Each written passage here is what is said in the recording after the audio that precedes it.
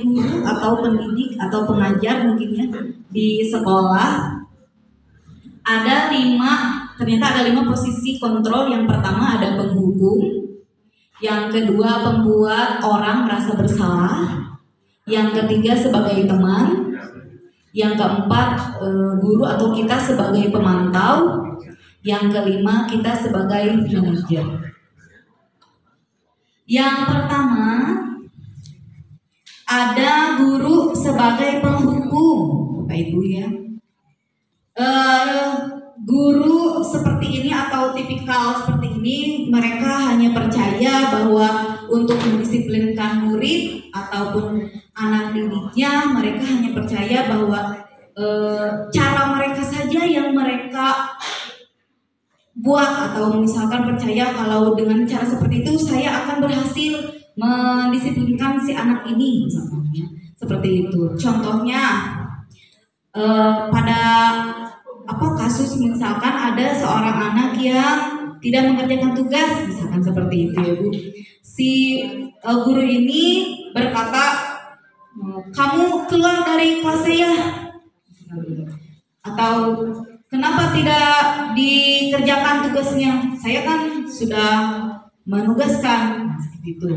Ini biasanya akan memberikan rasa Bapak Ibu, mungkin takut atau trauma atau jadi si anak itu memandang kita ya jelek lah, mungkin seperti itu ya Bapak Ibu. Yang kedua ada pembuat merasa bersalah.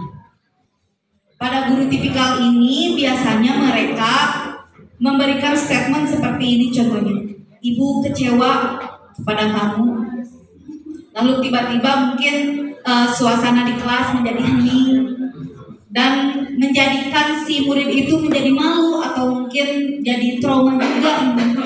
Ini secara lembut, tapi ini juga ya merugikan lah mungkinnya, menjadi malu di depan teman-temannya.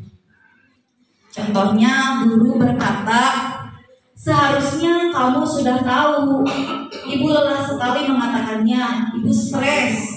Nah ini juga jangan ya ibu ya. Kalau bisa,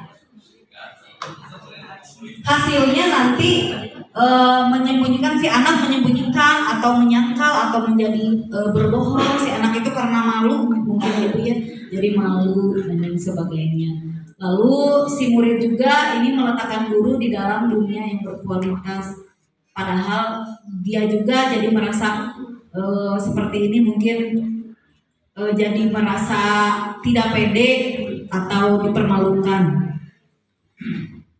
Yang ketiga ada guru sebagai teman.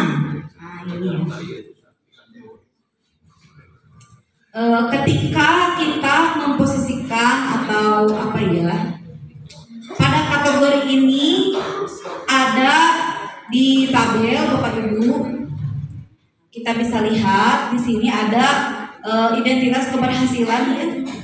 Jadi kita bisa mengontrol diri kita mungkin pada kedua posisi ini. Yang pertama ada sebagai teman, yang kedua ada sebagai pemantau. Yang selanjutnya ada sebagai teman. Ini jadi membuat alasan-alasan untuk muridnya. Contohnya kita mungkin menegurnya seperti ini Bapak Ibu. Ayolah lakukan demi ibu, atau masa kamu tidak mau? Ingat tidak ibu pernah bantu mengerjakan atau seperti apa. Jadi si anak itu diingatkan dengan dengan lembut seperti itu ya, mungkin Bapak Ibu. Jadi merasa teman. Tapi juga di sini ada sisi negatifnya ya Bapak Ibu.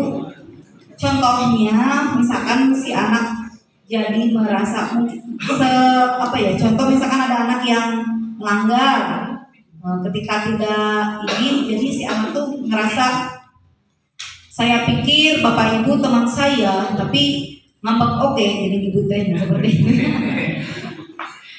kita juga harus bisa membentengi diri gitu sebagai seorang yang profesional, murid profesional. Kita boleh dekat dengan murid tapi harus ada batasannya mungkin Pak Ibu ya, seperti itu.